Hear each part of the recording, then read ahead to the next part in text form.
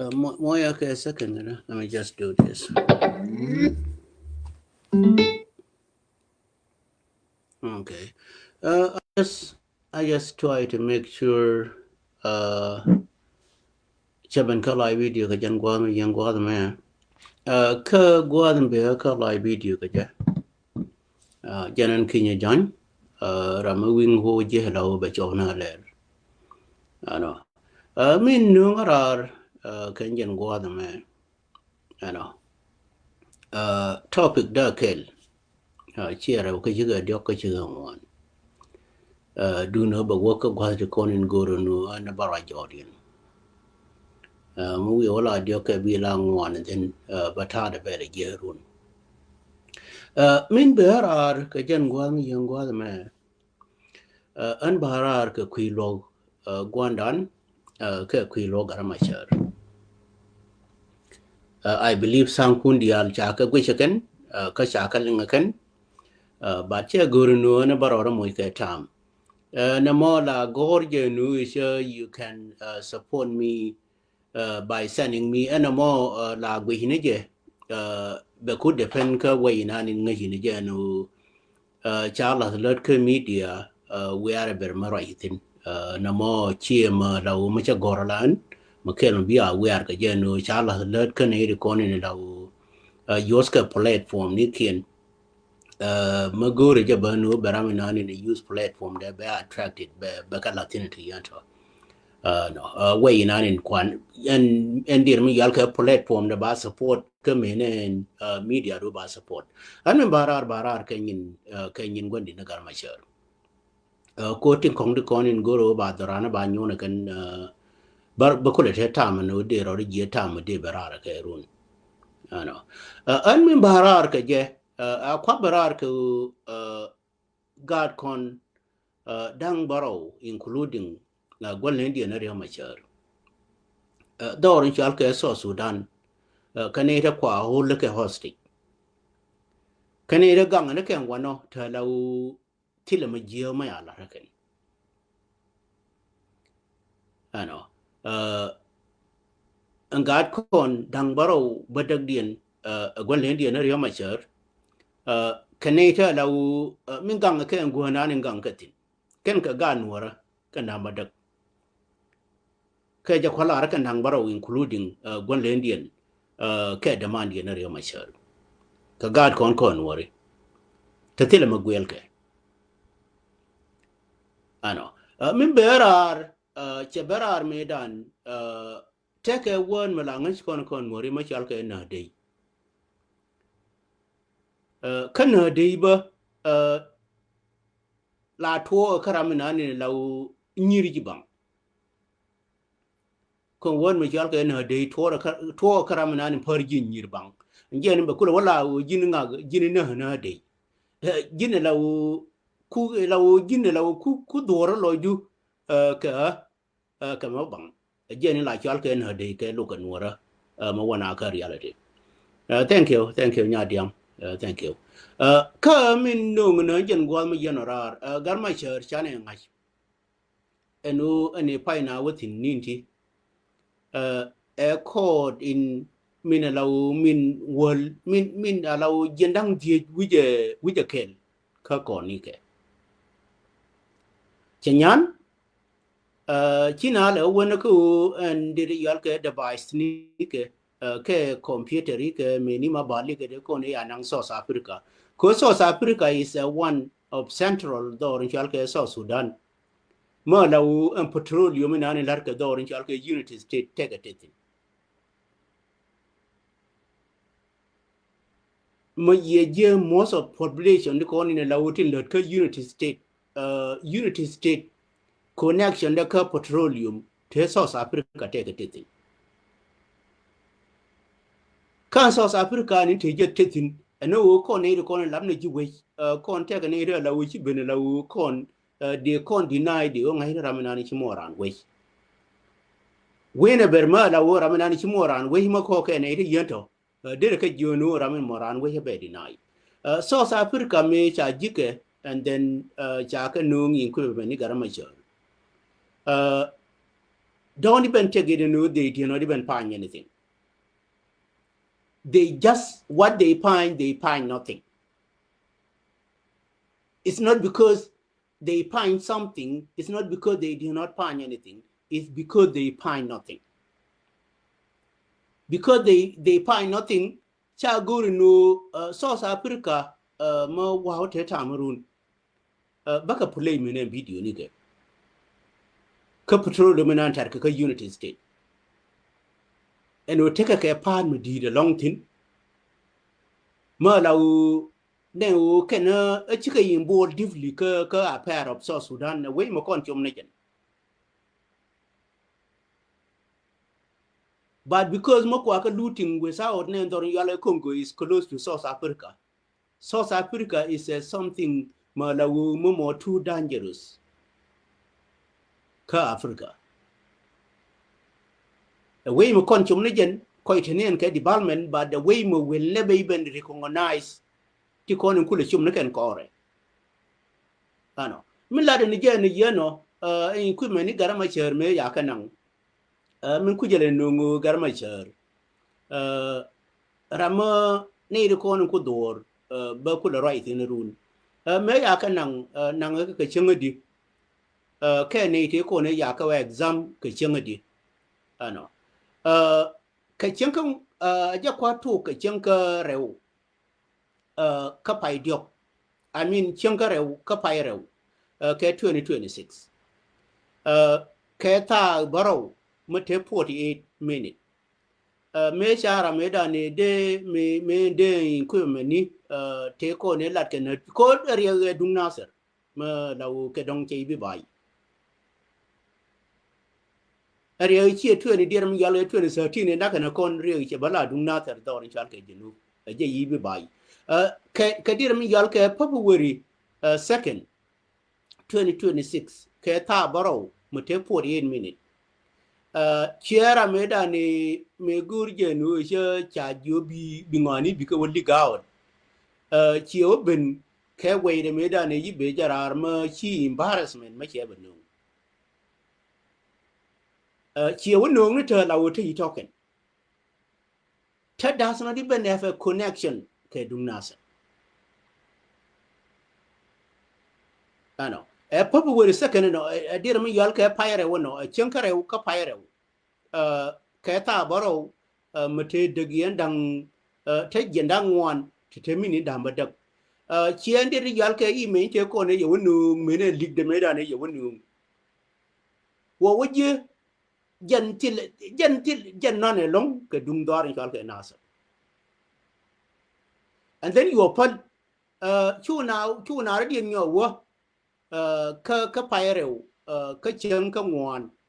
2026 chien dir yal ke dir mi yal ke email ni ke ne video ni ke ye ka wonyo no me ya we we ke ye na ka bara na ro da bala ko me bi ngai ka human being la we ka gur me ne dit ba wo ke video nan beri sai ba wala tin me ne dit la ne la ke chen di me ya we no nge wood South Africa che ye na ka ano Q conclusion de me yibe benjene me che balar ka third court ka February 11 ano February 11 law ka dir min yal ka fire o ka chengu wol kel me ye balar genen yana ju en dir yal ka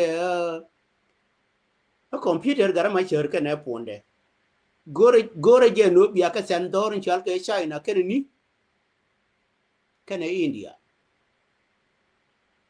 lama kene lar ye go a che la ndo biya ka nang China ken India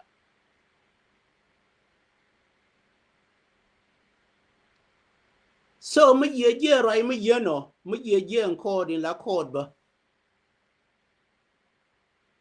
chero do je no ko ro ko ndi diga la lugu na me mo jen lugu na ma la ku ye lode ma la gor ka na wani de rane de che ga je ka tele we me je ka ne je ana ko ni gara ma cher kon ne ko ni la kon gan mori kun kon dial chabila rana rada ne ko ya dian palpin kor wurmi chal ke ryo ma jar kan dia ne di kon ngai ke writing me ni reading me ne how do they can explain to you ryo ma jar chi na dia pan pin kor ryo ma jar chi ram na ne la wol ne no ryo ma jar kwa business ba no bi ni ne na ba na da tin na kor me na wal ma right kon kor ryo ma jar ram jale tong dia kan ne kon to support ri ke support ri ke ta ram yi ro da pal pin ne re lo de mo support ryo ma jar ma ke dong chi a jo de ya de me liang la kwa ni step no me la ka chen den ba pale la wo ya la ka be yi step ma dong be nyo no ku nei de ko nin cha apply na kur ba cha apply na kur ano eno ne me dien ma la wo ti le ma je ma le re te ka de dien ma la wo te ka nei de cha decide ka no ba yu le ka yu le chen nan ma la bi wo no ra cho ja ji ne ma wi yo par yo ma cher ka ro de ba yu le cho ja ji ne te ma bi gor wi mon han li ma yi jo lu ye ka lu ko ma je ma de la ne ne ye no de la re je ko mo wa yo la ri jo lu ye ka jin gar mo ma la wo ti le ibeden ma de yu ma le ke je wur janga ka bi jo lu bi ye ka re ci bi ro itin ngai ni je no gun mo na me ti le ma la wo ka mi ye ku ke ji ba cha ro bi na ro ya long long wo te ne de ba chum ma ne mo ti lo ai ma yi ka wun gun mo ra ma na te lo la to ye na ka ro de be tu na ka ti ko ne be no wi mo be te dien be kal kale de no ke na bi te gidi bi ga jal kel ga na ke yi ga bi jal kel na e yu me ne na ne ngai te wi mo ne ye no chai bi guru no ba chum ni ye wi mo rami na ne ngai je wi mo ne no jen ga te de be te di la ngai je ne ni be no wi mo jen ba jal kel ra ma bi believe be trust e no la bi ga rura me la lar ke no ri ba wi du ngoro ye ne jin gar nga ka ga da mar bi jala lor e te mu ye no e te mu tere de ga lam ka te mu ya lar ne de ko ne tere dien te de ga lam li ne ngo an ye no so ti kon ba ba lar ye ke ku gar ma cher ba ba lai ne ke ya I don't think ba nu tangu na ka ka ling kariya gar ma cher mi biya ngai always ne de ya nu por wo de dung nasar kan dung nasar ngai ye ne ngo me ne de ko ne ya nang serious di ka til ke e be de ni an wala ya ro idea ya ga bi nyo liang ba kam example ke me chit lu ka da ma ya la ling ne wuri ma chal ke bol mel ntame me wo dir mi yal ke waro ay ma dun dir wa ja wala ke dunguri ma chal ke majur chena je rew ma chere yan kai kai rew ma chere na na kut la kut da wa de ye de me kai kai believe me or not bol mel me wa ja wana ka ma chakali ye waro ay we waro ay ka dir mi yal ke ku ni wuri mi yal ke majur ye na je on bol mel rew ma chere yan kai kai ka jen ku koy gui ne bol mel ke ne wuri mi yal rew ma chere experience dien ke la ke je garma la wo mun je na wo te te dien mo koy koy ne ra ra pu die de yin kai kai ne die na ne ke te du koy mo ka la we che de mi ju ba yin kai kai gwe je ni to ka wur mo yala bol me mu ni to ka je tam re ma che te ka ande ra o sare ko la gui na gwan te bol me te ti me kai kai ma dun di ha we na wo jo cho la wur gari jina jin yo ja bi ba ji ja ko bi polai la wo bi pare kai ten bina bi ko la gwe fin ma ba lu ni jen ki jen ma la bi gan wora chu ja kai be ja ko bi par bina bi ko la ba gwe fin ti ne ti ku le ne ko ne kwai de ku believe ku de approve kan li ngi ya ne yen na ngo ko win mon ba ji approve na ka ne ba ya believe kan ba yi believe kan ba kana ya na ma ye je na ka bol me le da ne roi he re ma jare nga kai kai han cha roi ke Donald Trump han je je no terrorist ala wo be rio ma chere be mo ke order abin de ni ku bi ka wo wane bi wo wane anta men ne de ni ke bul mel te gwan wo tin tam mi ye ku tin ne bul mel po ne mi ye tin de ni ku ka de yi order wo wini di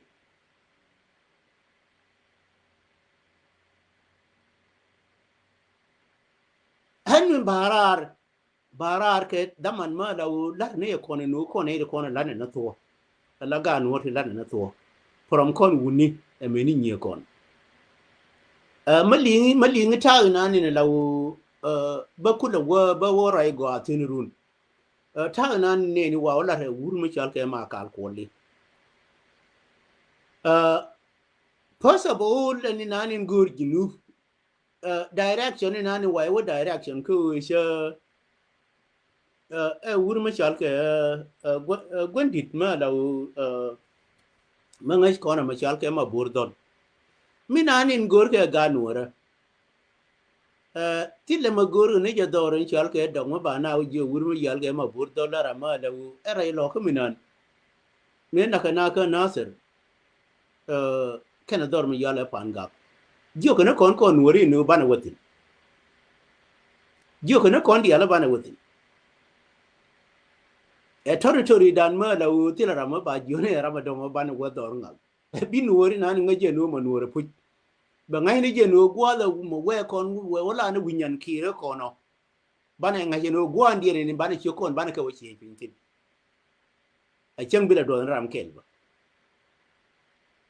ma ye je mi nana lar ke wur mi yal ke ma bur dol kan mi nana wa wala re wur mi yal ke ma kal kol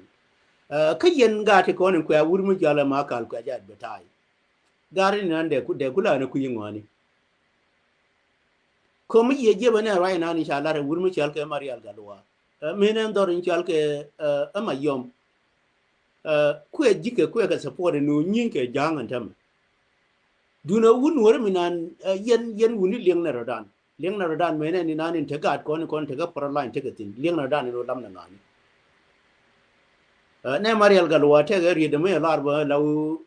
ne ndor yala ma yom che lar no wuni ke kan nyin ke wuni jani no ka bi wur ma yam ba ma law ma yari kuru de jang ba law bi nyi ni chi ma ni ba gar mi nanin goine law ko no wuni bandan falaka jin ma nyi ni ka jang la jin ka tera mu kuy support ka tera ma la wo cha wonu nga jang la wo che wona nga territory dan woni run to ja bana roye la wo banda na bios ke je na me te kama da nga jang bi na liutin an ke je ya chai de mi ji na bi na liu be ka ya ndam ne te kon tin la lar ke jala ni ba ka la re ga nuora ti kon ni la wo lor ne je fuji nu ka nuore ano min lara kon manyale kon ti yento ti kon wana tin tama ka ti kon wana tin gure je no jin chu ja bi to ka bi position me ba lu ni jinanga pasa bo lu min go ba no media me mu yi jolu mu ye ko la wo bi mus la wo yi be ye kinye je yan kinye la kwa consider yi jolu ye ko we dere ni tuk dul mu ko ti one my factor la ga ni jira ko la na ne wur mu nyu ro kwa ji andon kwa ji lele di kwa ji gandon an la na ne wur mu nyu ro de ping mi di an ko cha ma yi je la ping ma la wo ro ni jin mus la ga jira ra ja we kwa ji blok ki ma tere da tele ya jin mi ro nyu na ba mi ne nyin ku ba tele ma gor je no de ka linga je an ki nye je nye ja yakubab an ki je tele ma gor no de ka linga je ga jira ke changder mborin til min til re da tele diu han baba la reje no ti konin ci barar ka garma cher tin lawo tame jigna woke ka wo je na dorin jalke allo wara no rai ka wo je na ke 80 dira min jalke 83 atile char ka tile duel wan ti kon wa wala re wur mu jalke ma kal kol ka je an je ma kal kol ma ya ku ti ke kwele wo ne ko na kwetro ne ke wo ne ta lawo tirana ti te de ma ne ma kal kol ma ya ku tin dor yal ga banti wonta ma ani nana dar ka wurmu yal ka riyo bim e char nani no ke ne ko ni ya jang gor ke je no ba nuri de ko je ke char lar ka riyo bim ma de ga de chodon ko min gor ke no bi wuli ni ken ke ne ngu ni ken me yi berere yi che nyana ke tam ka banti wi nyana ke yera na ka anh nana min gor ke no an te ko ne ya wonu ke chur dorin chal ke jinu de ke wonu ne nuri nen char nan lar ke ri bim ke unity state matana ya power kon ji unity state gane je ke nyane je tol je la pi anh nana activities na ka kir en char la po na tin mu ye ji te ke government ma la po na ke char pu ko area mo batini kon ne kon tan ka media te ga government ma ne right na wala ma kal kon e pen ngi ne ke ti der mi yal ke ti 3 e pen ngi ye char pen ngi ye dwel wan e ma kal kon ne unity state ni ne tin e der mi yal ka char ni ne tin ma de kula wa do na do ran rai lo ko e be na ju pen ngi ye char e je la char ya la ka unity state ma kan e wuri unity state ma ka li ti lan cha la ki nye jin ti ni ji char ko char nan kwa la ri bi mutama e charu ni ne ko ne gwe no de ji unity state de ka je ka je lar char ya lar ka unity state ma de da ra rai lo ka de ya wa bi ke njen we nan ka ni nan chi a bi ne je ma real gal wa je ne tin an tor gang je ne tin ani nan la bi wurmi yi ko no ro wurmi dong jo ko jin wurmi yiro ko wurmi dong ma la wo ku ji ma la wo mi mo jen nan jin ka ro adu jin ma kal ko de ro ko ti chare ya lar ka ban tiu ka ne dol wona ya lar ka ban tiu ka ni ko ai bi poi ba wurmi dun din ma la wo ya bier ya nyam de tu ma bier mi la chal ke cha nyam de tu ma geu la wo ji bi poi ba bina jo te ka char ma pen ne je kan ban tiu ji ne tin ti la ma tene tin garchi ne wo la go bo ke ra ne ke ne gor pu je la wo biran ba ro indiam chap che bi la ne ka to ko la ginan diri na yu indicate ke mi nan ya lar ka ban tiu gar yenu ba tiu ya lar jenen duel wala jenen ngude jenen chara jenen ke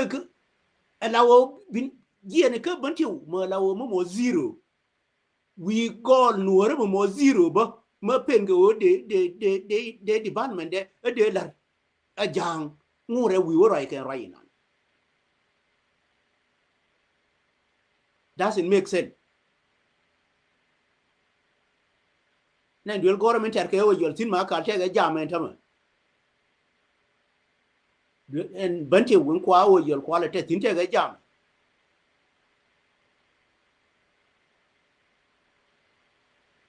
ma yan te kon lar ga gat kon ka bana barai tin run to be honest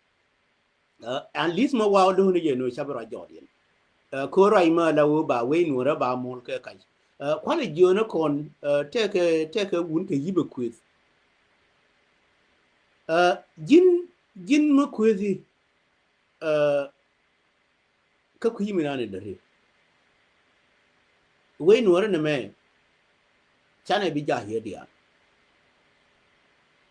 mugu yo ja ye dia ma na ku yimi na dare ne je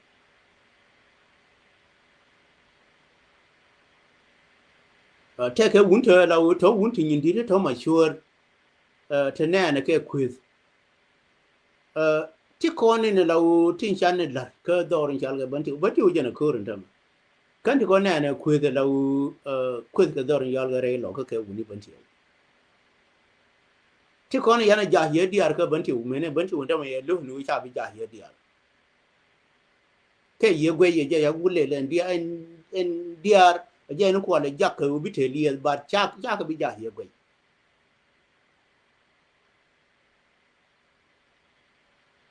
plan wuri mi yal ka marial galwa atalar ke wunwara mu ye kon wunwar ta ko ka ra ko ka la video ti kon en dor yal ga ma yom kene ko jaror mu ke wuri mi yal ka ma kal ko na ka ro de en jara mi nani ne la wo ye ko kene nga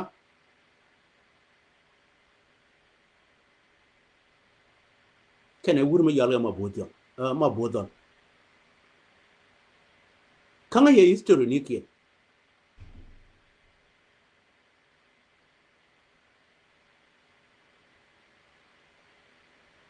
so mini jin ba machirane lawo machi mu ke credibility en wuri me wunwara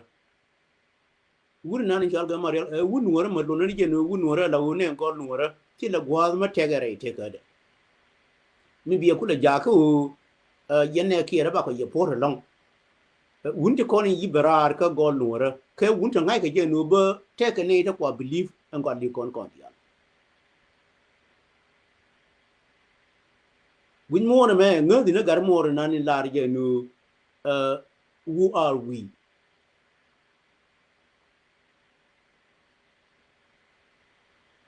who are we a kon ngani kon mi ran ti ye kon ngani tame gol mo te jangtin kan wan na population Nuer jang dere bi ko de population Nuer kon de we lam ne Nuer but then wur jang dere bi je roi me roi nan lar ke wur mi yal ga marial galwa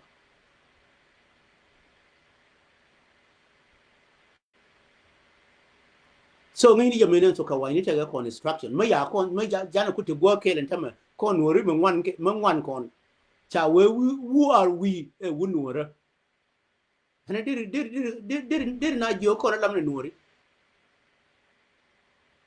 before bi ma chal ga so Sudan bi apply ma yi wun Nuer ya na ti who are we dir na jo ko lam ne Nuer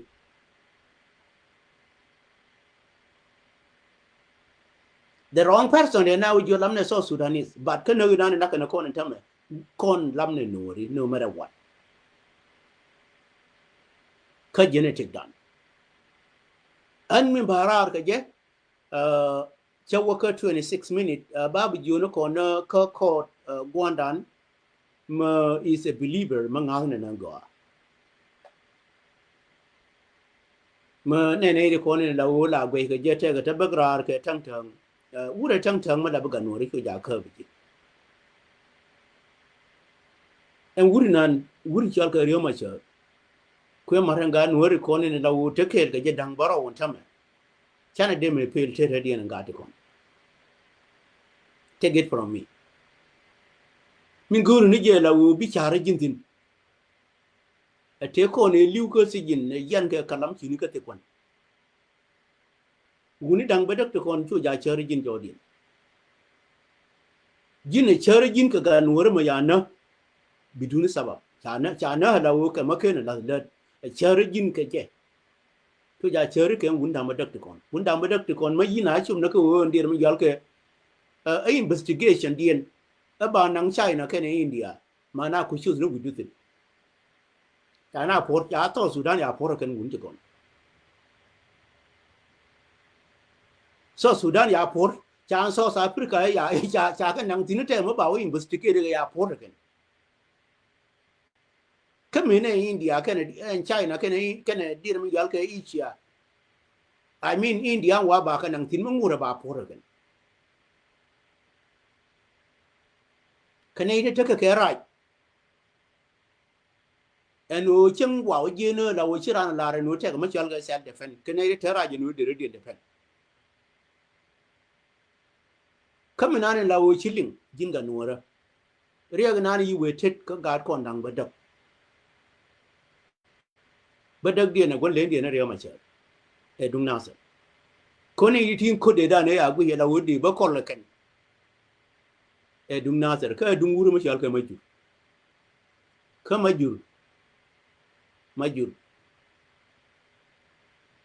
ma jur wuni ga gwar wuni ma ye nyon ban ma ye len ma jur poinde ma pai beri selli ma ye wur ma ya le nyon ban ye len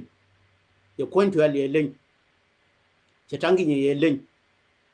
eni dien mi liu ko ne cha ka ba len ye wur ma chal ka ma jur wuni cha na dan loy kon ga Nuer cha dan loy wuni ngani yu ja ba kon goro chu ngani chu ja ba kon goro ti kon ne la wur lan ka di kon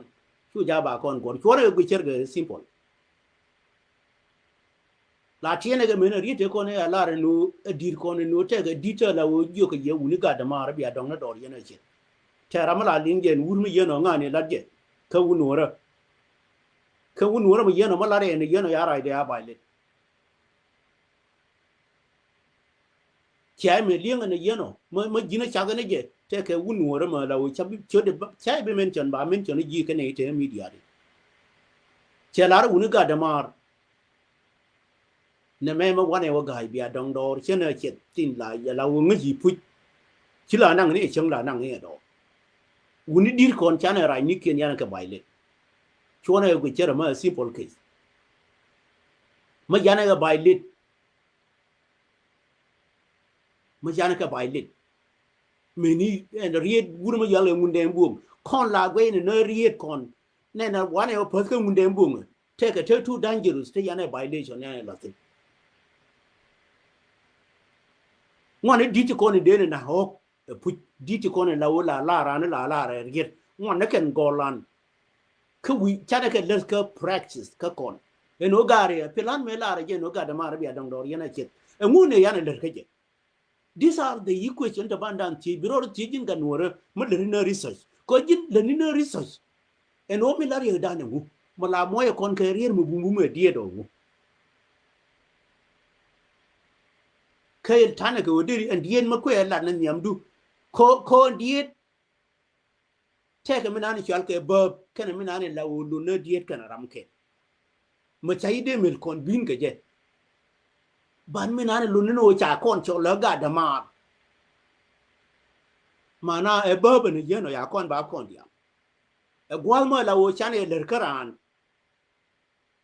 La wo tane ke bim number kon garden to kunti kwanan da lamna gadama ni kien. Ke kon gulu je wuni gadama arabiya don na dol chana che. Tama wana wa kavne na munde mbu. A chana yin ke do. How many dite yana yin kien do. Again a mini na ma kal ko lite la wo ke don kitori ke rioma chari do ke nyere ma chara ke.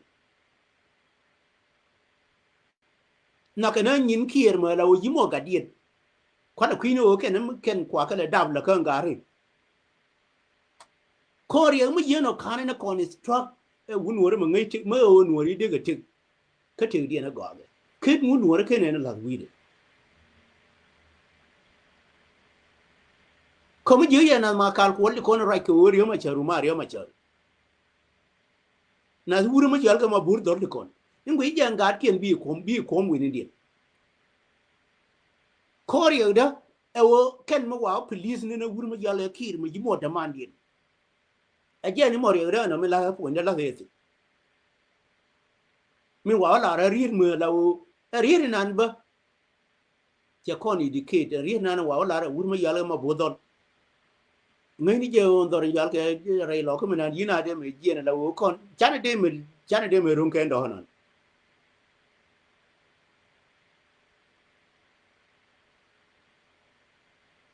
so ni nan chu ja be frustrate me la gar me li ngi pu chu ja be frustrate ngai ni je no do nan chie me de kon la wo de wunwore na wunwore e be kon jo bana we chin tin kon ya kon gori je no je na wunwore kan gwa ga te tino gwa ma la wo cha dab kel ke wunitin mo be wunti kon ya dab kel ke en wana be ka jo te gwa ma do bi ya wutin mana na ye no nyu ni ji no le ni minani da ri wi nga long no le ko mo wa jo long but I don't think no ngai ke min lar ke ne wunti kon han go ye ni je no wunti kon ngi dien yi je no ye ko mo wi je na ndi ron yal ga sing mon kon kam na wuru yala ma kal ko ka tor re lo ko mo ye lo de ngi dor mo yala pieri e bana jo ne ba je na after 6 months ma ka le nan chi ku la na u la ra mo ku mi nan de possible ba chi o ku mi le ri ma ne nan ya prove ne ne ko no do le ke chi ya prove ne ke le du ye la no te ke de yal ke jiam ni wuru mo chal ke marial galwa te ke le yan wan nan ya jen jara du na prove ne ngano ne re lo ko mi nan chi ya 6 months chi ya ga bitim ko ne nan yi lara ga leb dubano anen kon me ni kon ya de den ko lara ka chen nan me yi lara ne kon ne yi de ke yi kam ke cha won no ji ayu ngi ni ne me no cha ye believe ken wa believe ni ji ayu ken ngi ni je no ya prove ke ye ne me no re no ken ngal ke na ayu ken cha ngot je ne ki konta dialo ti ko di para ke lebdu enen ko ne dana ya ba da man jige ya ba no ji ayu ku le la mi ke I don't think any nana ko de ko ne ro chara ni nan mayem and just chup ka der mi yal ke 35 minutes ka ya be no be por long babu jiono ko na ti ko ni lar ke rodien ke kui di de dan mi chal ke riya ma char chu ja te ma bana diutin may ai we are fluent ke ai first ba ai but take a ken ma law ma mi nan gor ke ran kan edit ne dir mi yal ke media ramana la bagra ra ro he changene ka pa ne no and then you do not even know what are you talking about and changa me right there me tama me ni damande gore jetin kana gor ka dir mi yal ka timeline da gore no ta ka dir mi yal ka 35 minutes into but then did it genetin is approval mo why go yo be la on did is already there chala tin machine already and o changa di ni right ka pa idi yan ma ye je ke dan ka gad kon dang baro pulas gar ma cher ti le magur je no ba no bu yon that ko ma ye ne ken ke tin yam ne ken i me ni ken video te ko ne ya no ka ko wo ka je do til ke link ke wur ma yal gar yo ma cher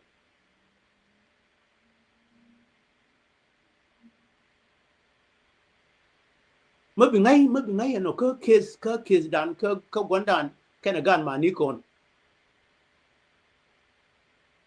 ta la wo ti le ma ba proof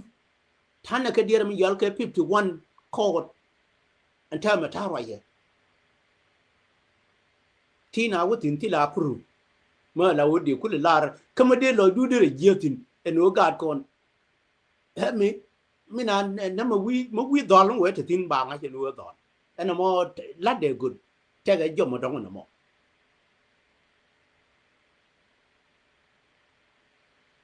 so ba bi jono ko na rama la wo la cher ke ko ni gan kon dama ni kon ti la rama la wo je ko ne ko la wo la be gra ra eni daman ti la mo yira na parwe ngi de en o cha approve gad kon nu duor ma te ka approval che kon de nang no bi na chup na ka kon te je nang di wi de ke che ya te se ke na wal ye to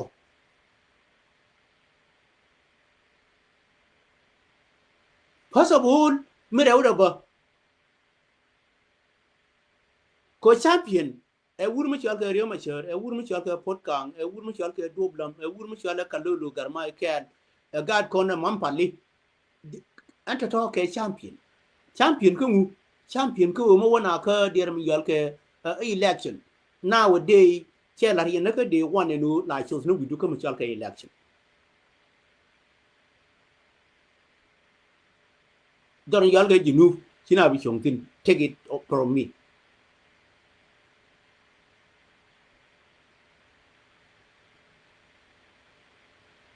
why do I say this be approved la an kinye je ni che la ba ka approval e ma ka la wa de yina bi chongtin kama ya nyanka ma ka le unity state de wa de e kwa na nge unity miske na nge ni unity miske le de bala re ma chere le de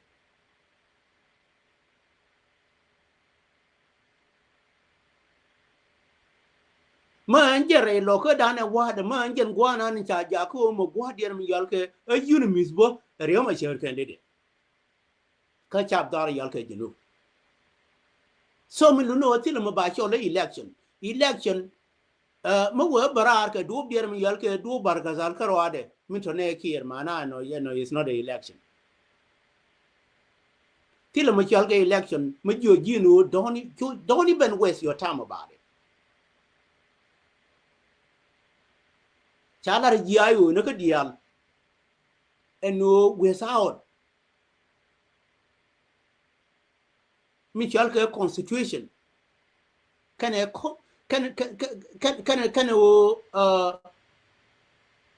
within dir mi yal ke dir mi yal ke konti ke payam ni ba na ji kwentini la wo ba nga chen wa de din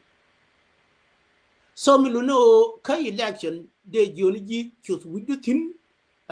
never even talk about it but decline is the same election te kon tin tin la larke anba tana joni ji gwecha wor ka ti kon ye chier ka timeline da ka hinan wa wala nyama ma chal ke aje da chal ke Cecilia adu deng te we wala ka der mi yal ke United Nation der mi yal ke meeting chaka chier ka yeba biya kali and one mal name peace agreement chaka po nya wada ne kire no name peace agreement and government kire is not even genuine no peace agreement of 2018 dere la dere implement and mo lungu dong na ka rode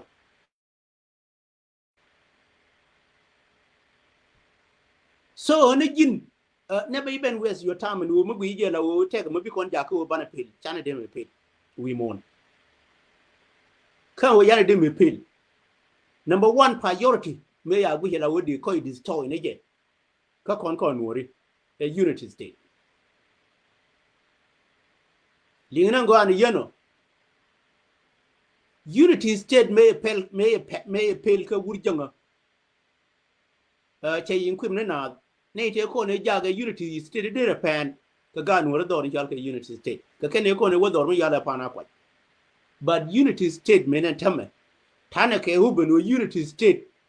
is still yet ka under wurjanga lingana go an yeno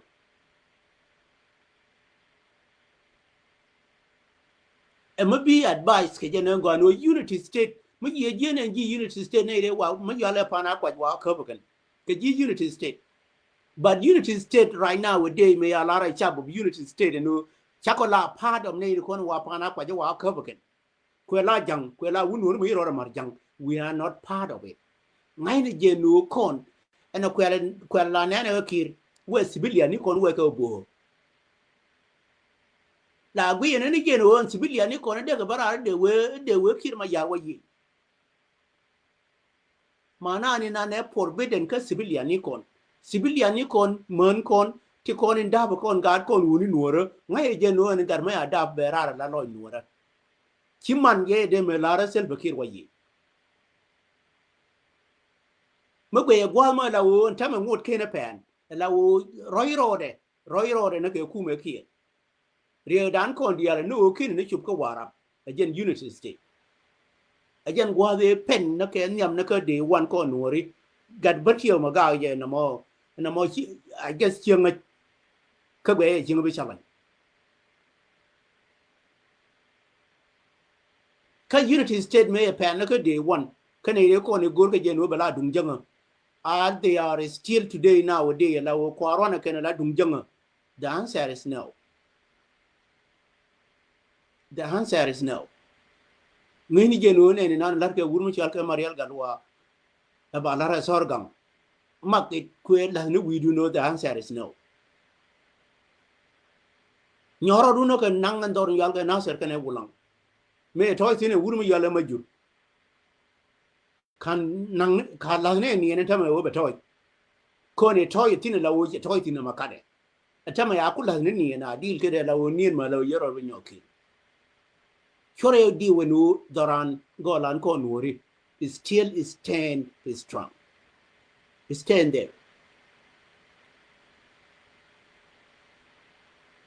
nangai mene wurun yalla majur je teru na din doran golan ko nuri kame ya decide ga nuri no jen run ke chi ga wa cha pa le ka gwamber chero bi nyonos kon aloy dan chiro de la nyon ka we je wuye ber ma ya non kon mo ya mi dan ti kon no kon chi ga gad kon ke ya mi ni kon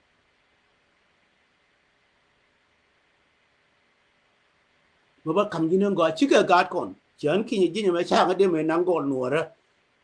wala yang nya la wo chen nya la wo ne ko de campaign de skin de la ngo de cha ga de nang gol no ra ba ka wa abuse will never che de to ma ngaji ma kwaro de sincere no la ba wu no ra pu ja ga da fa riem no ra will never open chai dem mi take a decision me no ati kona ya non kon let us consider the menu kan yi ka ci ga nuore first of all ma lawo ma ni nan kwa rana ken do you think that a government yani kan dial ma bana barai ke one county ba ma burdol be barai ke county ma mo county ma chal ke ler be na ba je yana biya wati ni nan gui je government. It's not a government. Where do you think a government ramachoro de modi government can even point the finger to chap ka county door yal ke jinu? It's the same thing milarga wurma yala ma kalkol. And ingo adien and koni ni la womo kon bani enjoy again koni na narke wurma chalke marial galwa. Chelare no ne ndor yalke majom unike ntama nyini kenge wurjang. Again koni go ambana chama no bani enjoy. Biang ayo no wurma me la womo ku wurjang ku je pes. E wurma yeno chira de chi de me baile. So violation na larke ne ite la wo cha lene wurjang ka ba. Chira lene tok de ka ba ko jin mane tok du ka biga kalkalen mene pio shere mene wi mon. Ingwe ja ma kal ko te jang jaga da bala ka ta kor. Be ka da bala bi gran me kom do ya le jinu pu. Ma wur la ko kalkalen na pio shere yo. Ti le wur ma la ku kalkalen na nonsense. The real man che kalkalen na nonsense. La ko kalkalen ni be no wi mon. Bitte de bela te bitte. Majiya na makal ko ko right ke right nan. What do you think? Min de kula raken wi mon. Ma you destroy ku destroy me ni ma lawo ma tene chali kuna guri je no be destroy. Ho jina ran ma ku lawo ma ladi bang.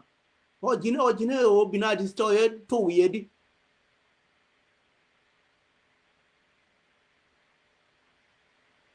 So ka ye wa long ma labi ga nuora kon wuni diel le kan jena nan te ke la kon. Kan o bana diel ka je ajeno tega gwamba kon jo isin ka te gwama law bana coordinate ni law bana na ka njen na ga ni na wurmu jalla ma jur ka nasa jatire ka nango ma jur ya parru na ndika nasa ma ba lar ye nango ma mo confident ga no ri kon to wuri no ra jateru na ndika nasa ka what happened to him hama kal ko lan way wala ra no jene pete dir mi yal ke a pas dang baken ba o jena pai baken rai loka jin kon believe ni che mori rather than no be believe na ba chu ja be believe ramana right be believe na che mori kon ni o wul mo we oro ere deal. What do you believe? Chu ja be believe ne kon la ne no e te ke power me ne long na re no ra no ri ti la power ne re deal.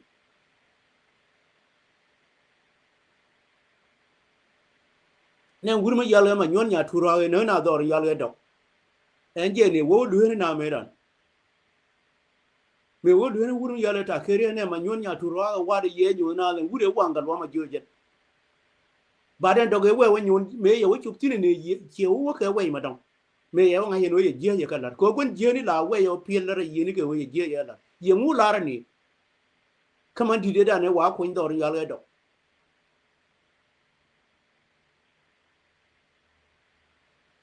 kaw la ro ta kere we cha la da ke jike.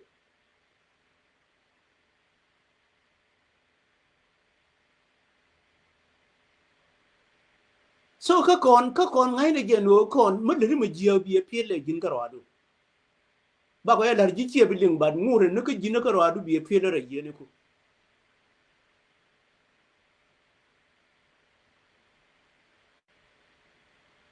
no wi jo pil yibila aggressive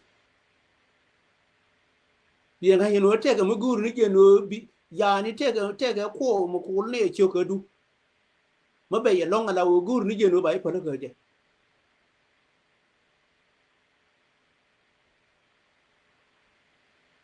ma kar ko le na ne ye la haran te ba pa le ka je so ka de jo je wo long mi bara ra jan topic dem bi ko yoling ne ken nyam tilarity an jo ni ji mu la bi ga nuora ti ko ni lar ke wun ti to wuni nuora cho ja bi ro du potin ne ta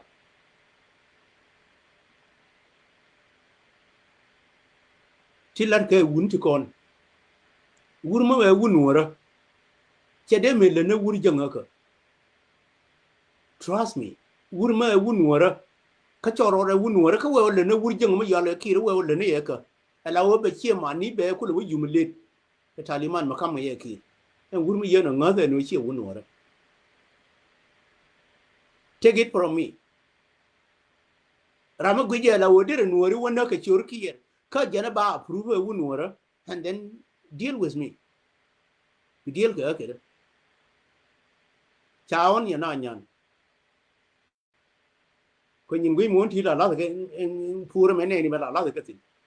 mene nyin wa ko ko na jaon ko kur ye nya ne jaon ke rai na ga in la ke wur mi ya la ko andu any door la ke jen wi de me we ne tin la wo rung tin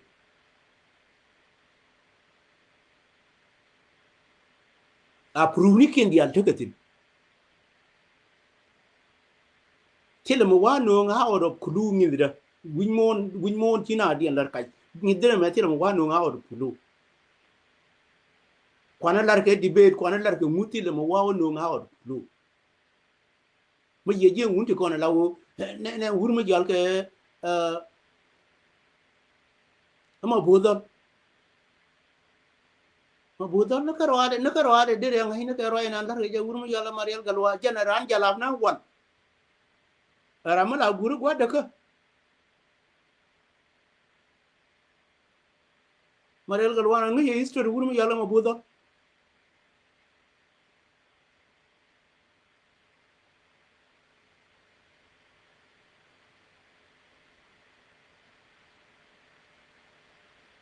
general jalaf na wan ramala guru gwa de ka che ramala guru gwa kama guru na gwa ma bodol ma de ku ja ko je ne che jen ja kwalar bano ane dan ma lawo ma ramala na tu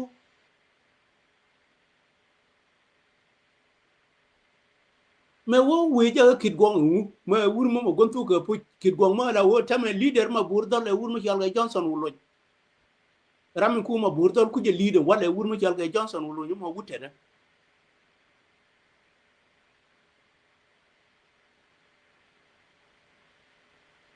yan mo we ka history and then biga ba je ne ko ndi ale ko ne ku right ka chon wora uma nori ka de nor de lo badu ken jegi wur mo jala ma kal ko le wur mo ram gure wur janga jegi ma burdo gure na wute na yan mo yiga je ne yento de right de de ling po kade confuse puje no jine bay confuse rate kadu so ngai ne je no ne ko ni exit kade ram yala community dan kuyang ne gwas mo bana ka latin ka gwa bana ka latin wuni gan mar ne me bana e long ba kene ka je ne ka wo wara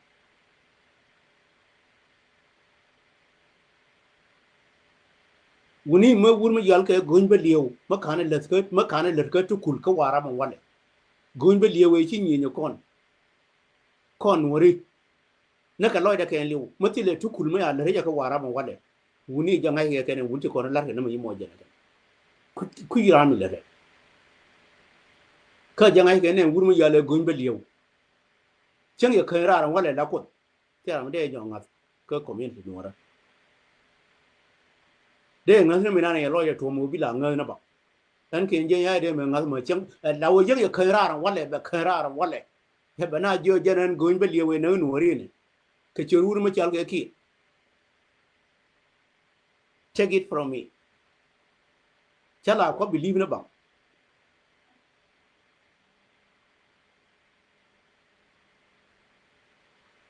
so ma ye je ngari ko ne ye no ya ling ne ken ne ye no ya ling ne ken ma ja wur ma chal ke nyon ban cha history de ya ku pele ken ne la wo cha ling no nyon jen te ge gim la kam ge la hiru do ne chal ke jinu ma tele ne ye no wo ne bu dun tin che chuk ka mai hon wana wora min la ye no ba chuk ba bu ju no kon ke ko da mani kon kel ga gwandien le ni ne nyin ku ne ri kon we ba gat ko na ba lu ken chi ke pe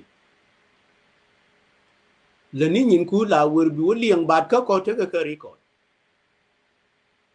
we know even the date in la ka tin ngwan we know anything ka de ni you know on ko ba cheng dien Wednesday ke Thursday we all know this kwa ka track on into the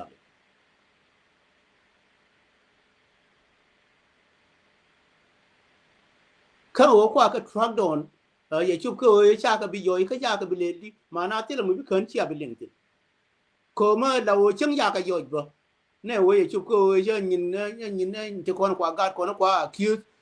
che ji so sa pir ka wo nya na wa ba wo nang ne dir mi yal ke China ke ne dir mi yal ke India mana de ti la ma ba wo na kon nothing will happen lam ne le dir mi yal community do yal so Sudan kon wo nothing ma la will be confused mới chào quên lát rồi nó cái nó bảo là gót rồi nó cái bờ phát là đàn bình bờ rom này nó để ní kiện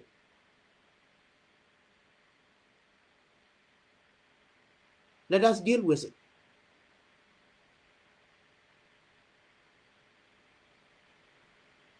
du nó ngay ní cái gì vậy mình là nếu có bờ rạp có giờ nó chỉ là mày à chứ hiện giờ này bị cũng đâu giờ có cái nó big export là long là bị cũng đâu giờ cái này thì gì long heo qua đâu bà cái năng đi mình giờ cái ở China cái này đi mình giờ cái ở India anh nan be ka ku ja ka wo bi ka get worse long la wo ne ti la mujal ko ni nan gor ke gor no they can use the AI but ba ka truck down ne ko ngai ga je no whatever mu ku create recently we all know it whatever mu does not even have a connection ke bu riyo machar we all know it ko AI mi nan gor ne je ni ba la ran ta this time nowadays ko mai yawan ta mai lawo AI ma kwai construct ko e ga lo ya kwal the same thing ani ba wala picture na ni lawo mi ba ko ne ko yere reading ni na ta ka AI ko AI is making thing worse lawo making thing being lawo worse ma ye je ta mai ne wai na ni mi kwa debate ke je no is yani eno njawran ba min kule sonran no be wala ba gure tam na kuje kon jalo be practice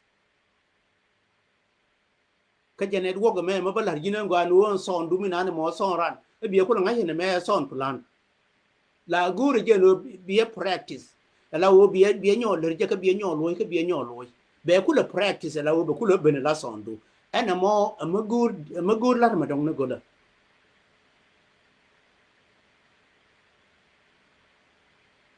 so technology le ra mane dwel ko na me kene wosu ma yeti no ra me to ye no technology bi re nya be won nya genera ma tedi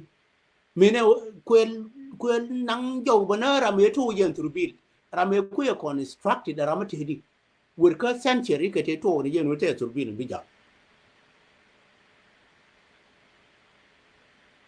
dul gor na me be ja ni jino bi ngani bi ka kula goropi nei te to ka they know nothing mi la chal ke wisdom ni na ya kam di ko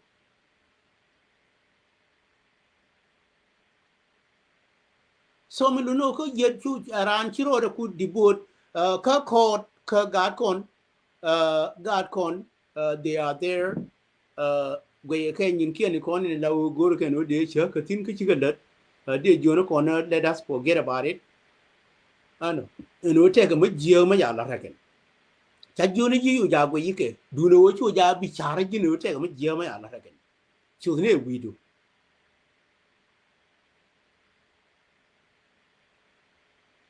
mo ken ke na de ba ne ji no ram yi ma jiyo yi la wur mu ya le kire na kon ke 2030 gon ke ma jiyo de la wo tame cha la ne ya do ran chal ke ji nu kire na kon 2030 again gon ke ma jiyo na intention du kan le de betisi chato cha chu ka 1 hour bana jirun ka bana jirun ci gatang wan ci ga rajo din ano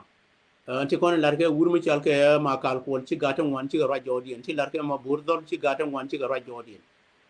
ano kamu wi wo ko ci bi mu bi walin ti larke wurmu ci alke marial galwa ci ka mat go ken and then ka reply na ko lar wurmu ci alke ma kal ci ka puza la ken ba bi ka walin la ken ma we wati ma la we ya de no ra run ba ne me che roi thong wan ye go ano roi thong wan ye go la na kon jo de and then we can deal ban deal ke je ti la mo yina deal ke je we mo ma yana ga lar mini duye ko bana wa ko na bana ga la tin che o sha bi chama ya ke na lo bi wa kon into it mini ni de no ne o ka ya bi chama ni de lo bi tum tul bi ga na ko yang ya bi chama ni so let us deal with it lamne human being ta la wo kon wori ti le guru bi kon dol dor chal ke jinu wana ke anything ma la wo ne bana protect ma kwana ndit kon kwana protect ka ni kwana man pala ni kon kwana protect ka nyaw. So what do you think? Do the same thing. God kon kan ni mani kon ka dong kon ke territory dan la go lan bana ji protect ka ne ki simple and period ba you banje because way better ke liye ano janan ki ni jan bi ateman